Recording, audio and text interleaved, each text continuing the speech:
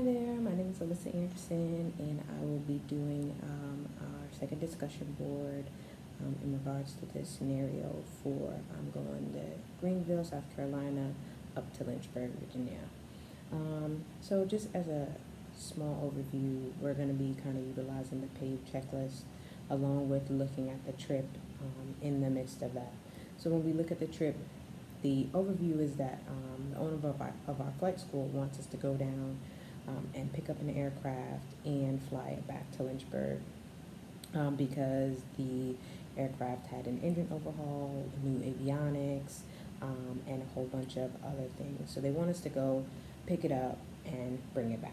We are a commercial pilot. We are paying for some of our flight lessons to become a CFI by dispatching for the flight school, and we also hope that one day that flight school will hire us as a CFI. So first off, when we take a look at the trip, standard, straightforward, it's about 87 nautical miles using ForeFlight and low altitude charts and VFR charts to look and see how long this flight is. Pretty much barren land, not too much going on, not too many obstacles out there that we need to be concerned about.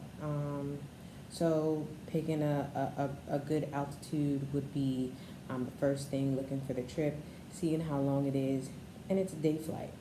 What better could we ask for? As the pilot, we're a commercial pilot, which means we most likely have just about over 200 hours of flying. There's experience there. There's confidence under our belt. So we're more than capable of completing this flight. When we look at the aircraft is a Piper 28, had an engine overhaul, a new interior, and new avionics. Now that's when things get a little bit finicky. One, we have to consider, have we flown a Piper?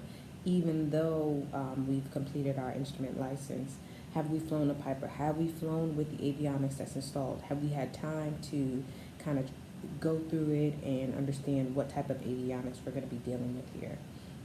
That would be pretty much my main concern. And being confident in that equipment, anything could happen along the flight.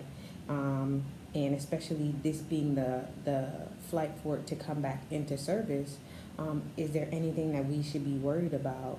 Even though it's brand new equipment fails as well. So those things that we need to be concerned about with the aircraft. And those are some of our biggest concerns. The weather that we're flying in, VFR, clear in a million.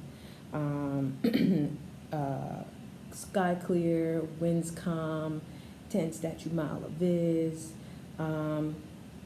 So spring, calm, chilly day, we can't ask for better conditions. Those are some of the best conditions we can expect when flying. Most likely there's a high pressure system that is keeping the atmosphere stable. We don't have to worry about any convective activities. The only thing that is a little concerning is the temperature dew point spread. For the METAR at KGSO, it is 0. And then for the TAF, well, at least the METAR at Lynchburg, it is 1. Something we can be concerned about, not too much convective activity, but just some scattered clouds. We do have an instrument rating, so that may not be something that we should worry ourselves about too much, not a risk that we feel like it'll be a giant risk that will be taken. If anything, if need be, and situations get worse, we can always pick up an IFR clearance in the air. Now, when we jump down to the external pressures of the flight, we're pushed to make a good impression on our flight school because we want this job, because aviation is what we want to do. It's going to be part of our background.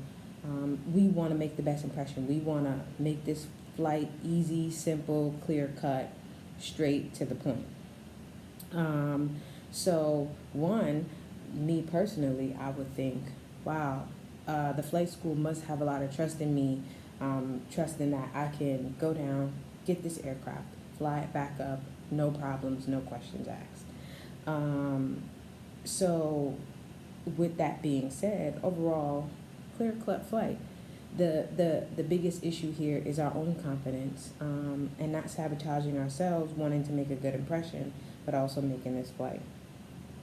After reviewing all of the facts, it is a flight that I would take, and I would just utilize the time to take my time, go over all of the implementation if I need to.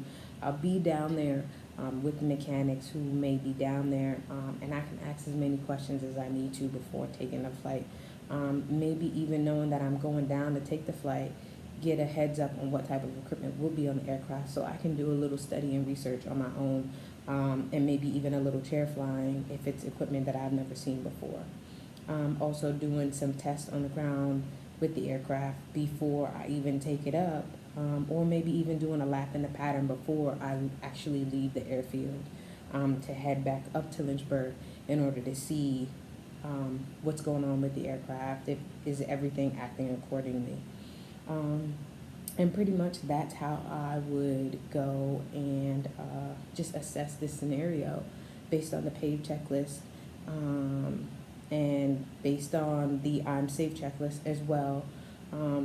Driving down the night before, so I'll have enough rest to get up in the morning and have enough time, because the aircraft doesn't need to be back until the evening. So I'll have enough time to troubleshoot if need be, make any adjustments, research anything that I need to. Well, thank you for listening to my scenario, and I wish you all the best in the class.